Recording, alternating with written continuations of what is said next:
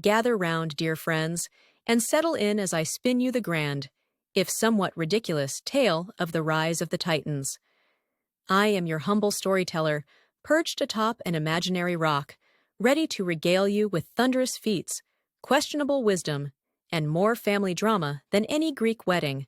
So pour yourselves some ambrosial lemonade, and let us begin. In the realm of primordial chaos, everything was, frankly, a bit of a mess, like a teenager's bedroom full of cosmic dust. From this unkempt void emerged Gaia, Mother Earth, a plucky heroine with a flair for gardening. Gaia met Uranus, the sky, and they produced a brood of children, the Titans. Now, Titans had reputations for smashing mountains, but ours were more like overgrown neighbors with strong opinions and a flair for drama. Oceanus, Papa Titan of the seas, fishing from the edge of the world and complaining about the lack of decent sea bass. Coeus, chronic overthinker, scribbling notes on the philosophy of seahorse economics. Creus, strong, silent, and obsessed with sheep herding. Seriously, ask him about sheep's feelings sometime. Hyperion, the walking stopwatch, forever checking if it's sundial appropriate. Diapetus, practical joker, once convinced Rhea that barrel treading was civilization's peak. Thea, bright-eyed prophetess, delivering oracles in an irresistible sing-song. Rhea, queen of domestic affairs, culinary genius, and the only Titan to clean Uranus's cluttered desk. Tethys, goddess of fresh water and Oceanus's stern spouse, constantly scolding him for losing gear. Mnemosyne, walking library, capable of remembering what she ate 300 eons ago. Themis, embodiment of divine law, drafting rules like no rearranging stars before breakfast. Their routine, ambrosia toast, sunbathing, and gossiping about who should replace ancient fertilizer in Gaia's gardens. Greatness was expected, but weekend brunch often took priority. One Tuesday morning, Hyperion declared, "Today we claim our throne." Rhea blinked. "Why today?" Hyperion tapped the air. "Uranus is on a cloud vacation in what the Hecklandia." With their father off admiring his reflection among the stars, the Titans smelled opportunity, like a midweek sale only they knew about. In Gaia's ambiance-enhanced grotto, suggestions flew. Oceanus promised a light flood, Iapetus pitched cloud pillows stuffed with porcupines, and Tethys threatened to drain all fresh water. Mnemosyne recalled a past fiasco when Crius's sheep devoured a star collection, resulting in a sheep exodus. Eventually, they drafted a 90-page guide, How to Dethrone Your Father Before Nap Time. Their plan, lure Uranus down with a feast, drug him with ambrosia pie, then lock him in a volcanic rock cloud cage. On the big day, Rhea prepared kidneys of starlight stew, lunar lava cakes, and her meteorite meatloaf. Hyperion timed flour sifting perfectly. Coeus annotated the menu. Creus oversaw sheep-themed decorations.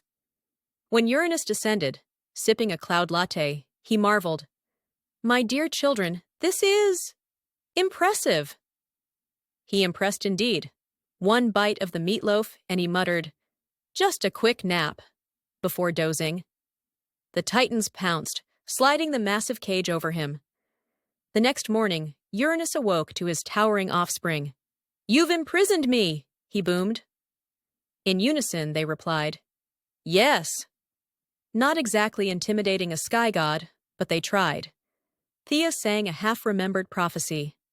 On this day, Earth's children ascend, until further notice, pending paperwork. Gaia erupted from the earth, fists on hips. "What have you done? I birthed you to tend gardens, not lock up your father." Oceanus mumbled about Dad's condescension. Gaia sighed and offered terms. Titan domains in exchange for releasing Uranus and promising better compost. Uranus, grumbling about reputation, agreed. Power was shared. Oceanus took oceans, Tethys rivers, Hyperion the sun. Thea kept flubbing prophecies. Coeus went back to seahorse economics. Creus resumed sheep herding. Interviews declined. And Rhea happily hosted family dinners. Mnemosyne retained every detail, and Themis fine-tuned heavenly laws. Still hated. Uranus, a bit humbled, insisted on annual meatloaf samples. Gaia returned to her gardens, compost in hand. In the weeks that followed, each Titan settled into their domain with varying success.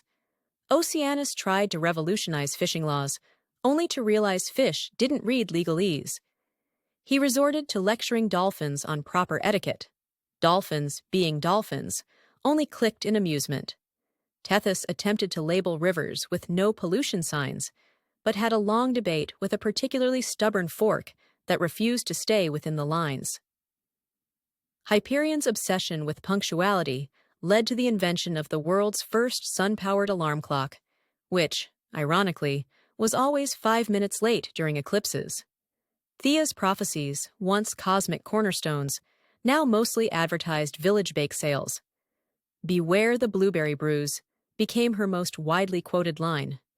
Hughes published his treatise on the metaphysics of seahorse economics, which sold exactly 0 copies, but earned respect among a niche circle of philosophers content with pondering abstract choral markets. Creus, his sheep-herding renewed, introduced a new concept: sheep yoga, a hit among ewes, though rams complained about downward-facing Baiae. Rhea's dinner parties became legendary. Neighboring nymphs lined up for lunar lava cakes and gossip about Titan politics. Mnemosyne offered guided tours of her memory palace, a grand hall where one could witness the creation of mountains, the first frost, and that awkward moment when Cronus tried to start a band. Themis updated celestial ordinances to include no harassing meteors during meteor showers, a regulation met with rolled eyes by passing shooting stars. Gaia, pleased but exhausted, finally implemented her elegant compost system, a rotating schedule of star fruit pulp, meteorite dust, and very patient earthworms. She watched her gardens flourish. The first rainbow roses appeared exactly 9 days later. As she mused, sometimes a little chaos yields the brightest blooms.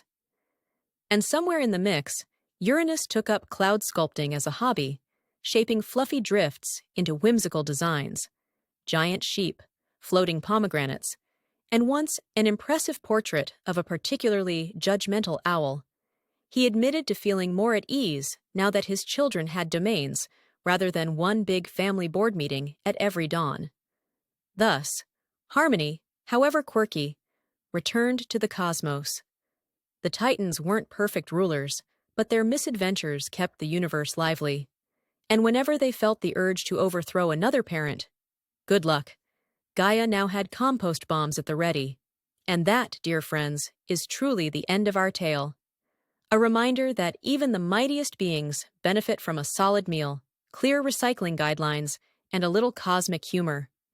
May your own journeys be filled with fewer sheep tangents and more gloriously timed naps. Farewell, until our next adventure. Cheers to cosmic family dinners.